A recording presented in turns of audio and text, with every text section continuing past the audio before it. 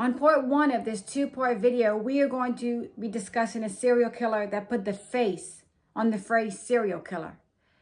He is one of the most famous serial killers that has ever lived. Do y'all know who it is? I give y'all a hint. His murder spree started 50 years ago in 1974. Let's find out right now.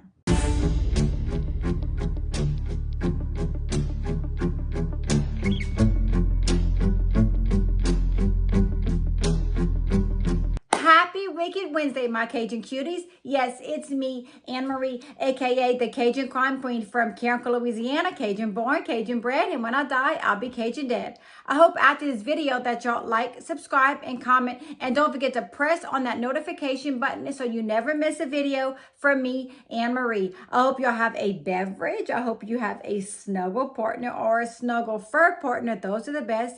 And y'all are ready to hear a true crime story with me, Anne-Marie. Another thing I want to know, are y'all getting those exercises in? Are y'all getting those tickers up? Are y'all drinking your water? Are y'all staying hydrated? Remember, the key to having an amazing, happy day is to get some exercises in the first thing in the morning, even if it's a brisk 20, 30-minute walk, whatever y'all can do to get those endorphins up, y'all going to have an amazing day. And if y'all drink your water, staying hydrated, y'all going to feel so much better. Y'all going to have glowing skin, and y'all are going to keep looking fabulous like y'all do now. And today I have some very exciting news for y'all. Today is part one of my 50th video. My 50th video, y'all. Can y'all believe that?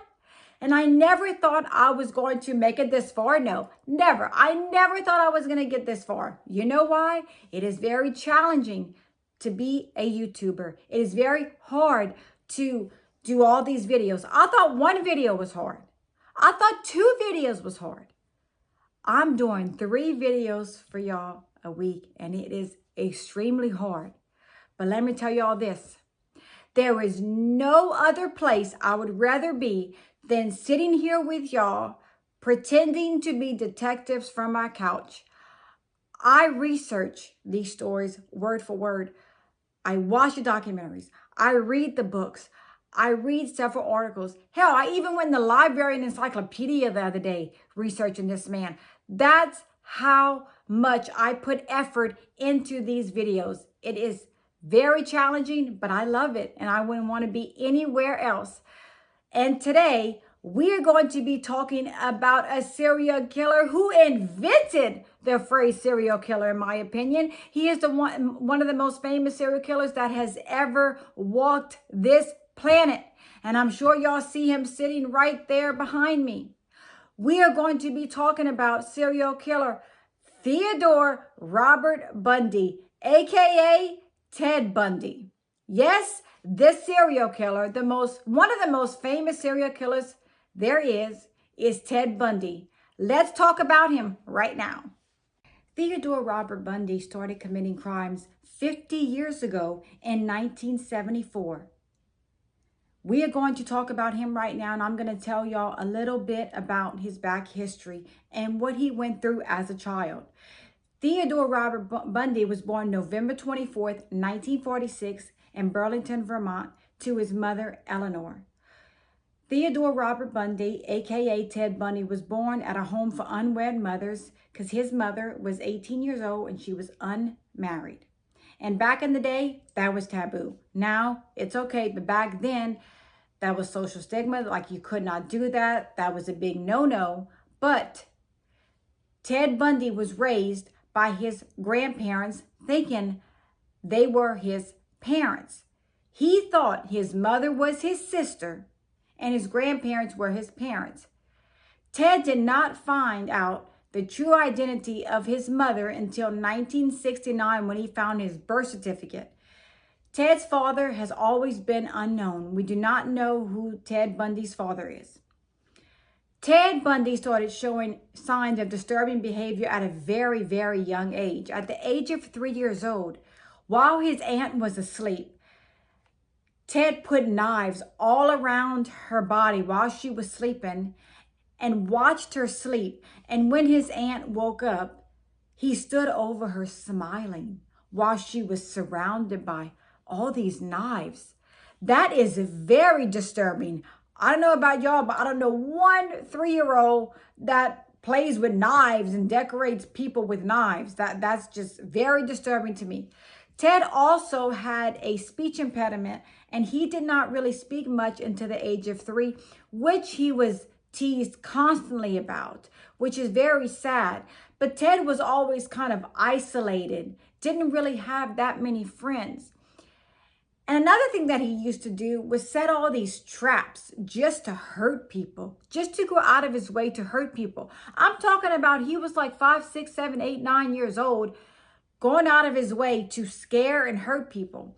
And one time he had made this trap, and if you went over these traps, he would find these sticks and sharpen them so sharp, and then cover them with like vegetation or something, anything he could, big leaves, anything.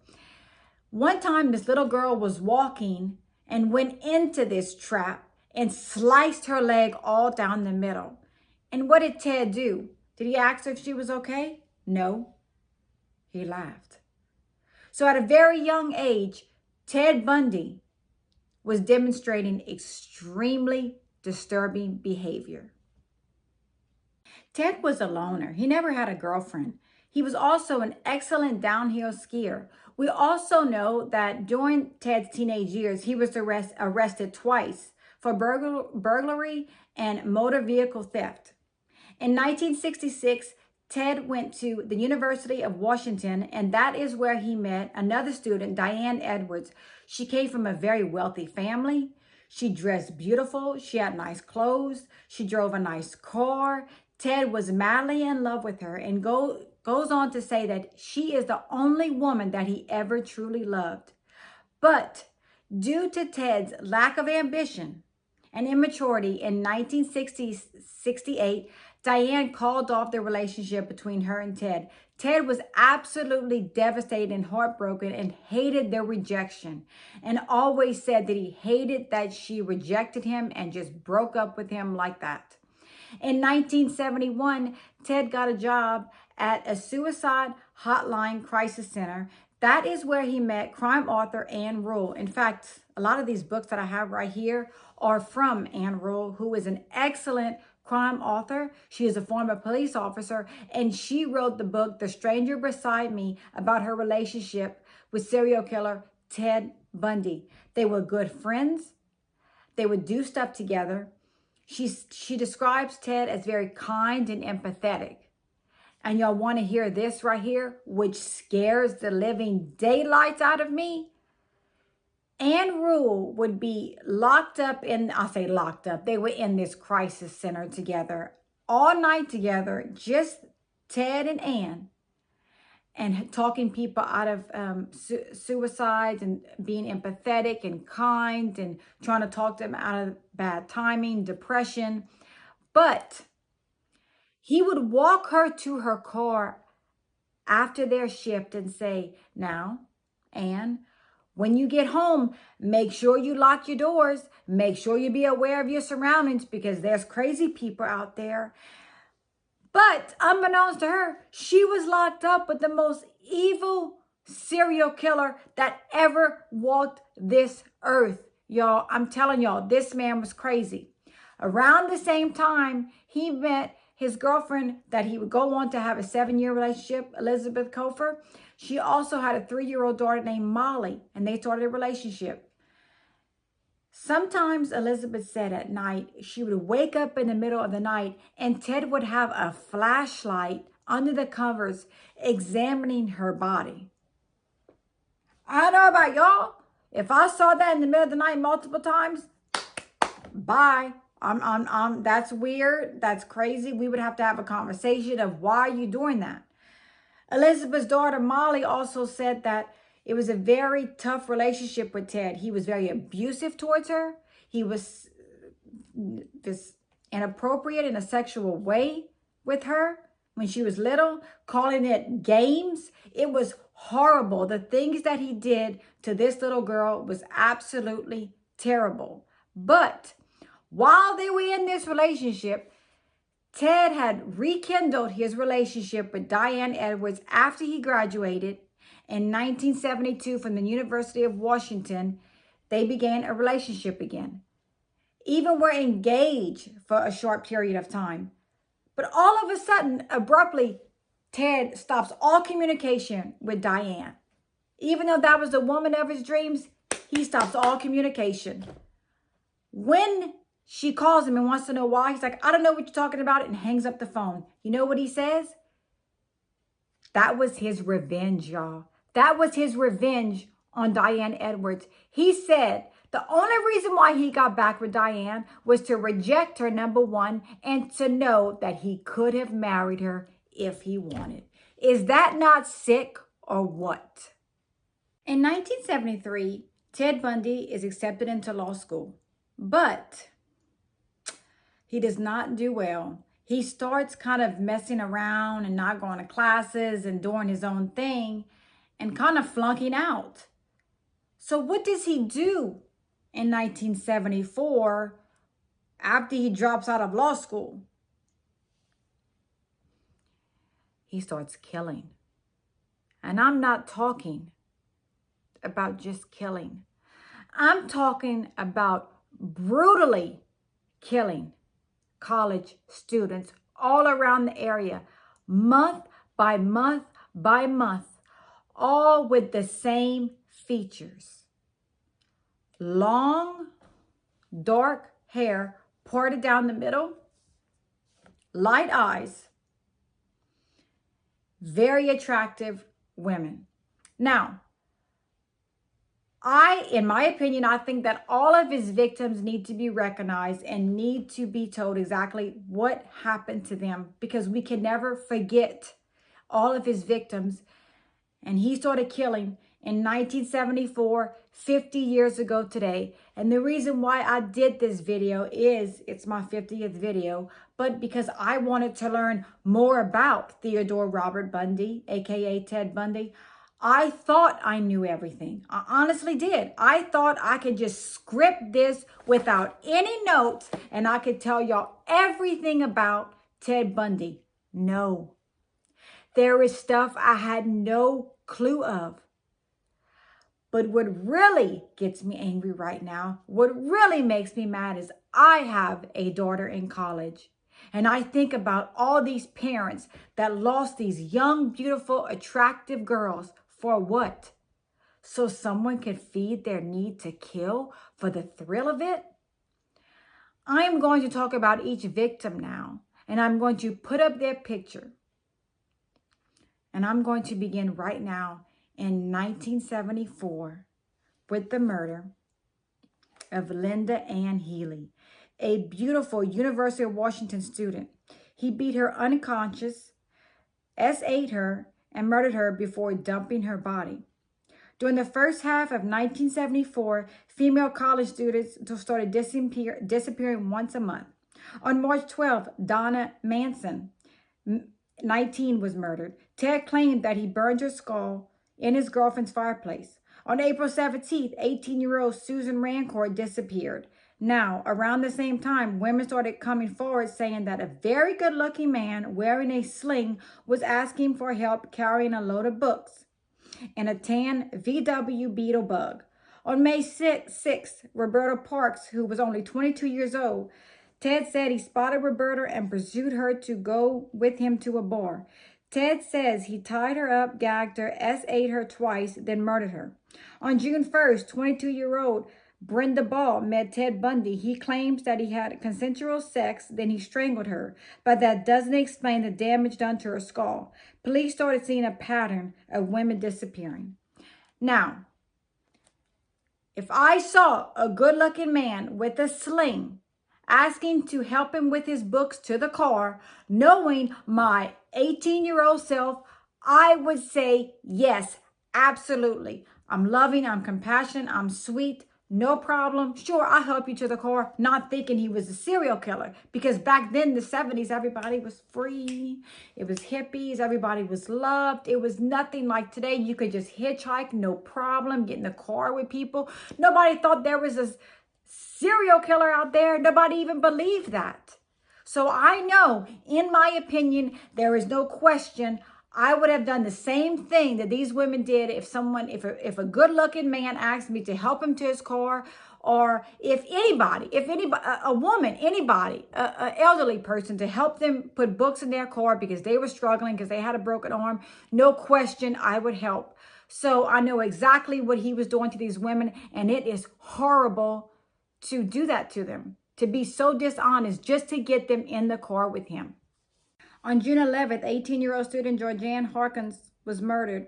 Ted said he lowered her to his car and knocked her unconscious with a crowbar. He then strangled her and spent the entire night with her body. Then he said he visited her body on 3 separate occasions. And get this, y'all. Ted Bundy wrote a pamphlet for women on rape prevention. On rape prevention. This is how sick this twisted individual was. Y'all, if y'all go watch documentaries, if y'all see videos, if y'all see interviews, this man is charismatic. He's charming. He can just charm the pants off of anyone. Probably me. Back in the day, if a man like that, good looking, nice, smile, charming, of course, we're going to think, God, this man has it going on. Oh, no. It was said by many witnesses around the time Georan Hawkins was abducted, several women came forward and said, again, there was a man with a cast on his leg carrying a briefcase asking for help to his car, and the car was a tan VW Bug. Again, he is posing as someone that's hurt, and I'm sure Georan Hawkins walked to the car with him, helped him, and that's probably where he knocked her out with the crowbar as she was putting books inside of his car. If y'all go watch the movie Ted Bundy, I think the name of the movie is Bundy. I have the movie on DVD. I'm showing my age, but I've watched it several times. I watched it recently. It's a very good movie. It's called Bundy, and y'all need to go watch it because it shows step by step exactly the steps that he took to get these women to his car. Okay? In that same year, Ted met Kara Boon. And I want y'all to remember that name because Kara Boon is going to serve as a very important part of Ted's life in the last years of his life. She was a twice divorced mother of 2, and he was not in love with her, but kind of infatuated with her, and so was she. And she describes Ted as being very kind, very loving, very compassionate. But just remember that name. Everyone was scared. Everyone was freaking out. Women weren't hitchhiking anymore. And guess what, y'all? Ted wasn't done. The summer of 1974, several witnesses said that a man wearing a white tennis outfit with his arm in a sling once again was approaching women on the beach or around the park asking for help with his sailboat that was attached to his tan VW Bug. I'm going to pause right there, yeah.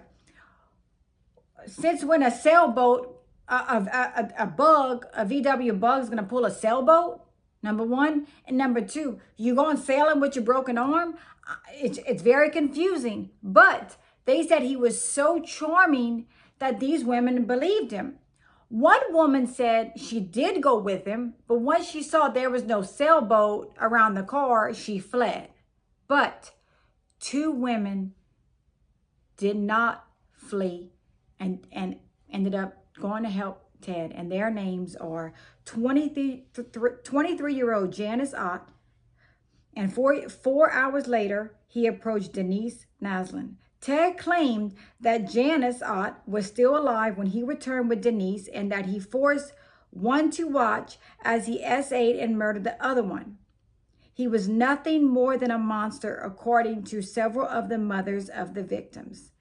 Now, he asked Janice Ott to help him to his sailboat. I'm guessing he put her somewhere in or around the park in some kind of wooded area. And then 4 hours later, he went and found Denise Nasin, whose mother was interviewed, and it's heartbreaking. Again, y'all go watch the documentaries. It's heartbreaking. She says she's never going to be the same. But that he says that Janice was still alive when he brought Denise to this area and made them watch each other get SA'd and murdered. This is a whole nother level of evil. This man right here is on a whole other level of evil, a monster, a killer, the work of the devil, evil. Cops were at a standstill, but everybody was saying the same thing, including cops. We have a guy with a tan VW bug. He is telling these women his name is Ted. And guess what? Now we have a sketch. They made a sketch of him because women are disappearing and people are starting to put 2 and 2 together and wondering, is this man, Theodore Robert Bundy, responsible for kidnapping, SAing, and murdering women? And a lot of these women have not been found. So that is the very sad part about Ted Bundy. Some of the victims were never found, or if they were found, it was just parts of them that were found. My final thought, I always give y'all my final thought.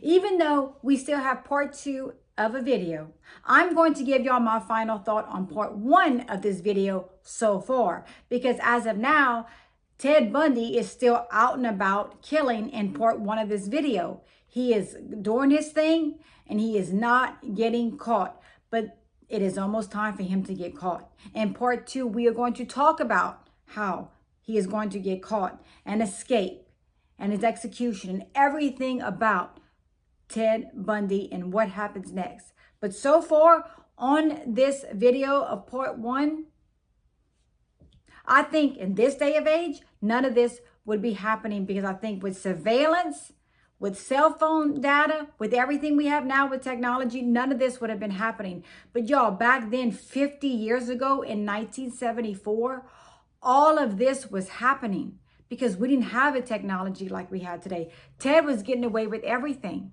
And month by month by month, women were disappearing like that. Not just disappearing, no trace of them. No one knew where they were. No one knew there was a serial killer on the loose, and his name was Theodore Robert Bundy, Ted Bundy. He was out and about doing all this killing. But what he does next is something that we wouldn't believe. And when y'all hear on the next video about where Ted wanted to be in his resting place, y'all will be shocked.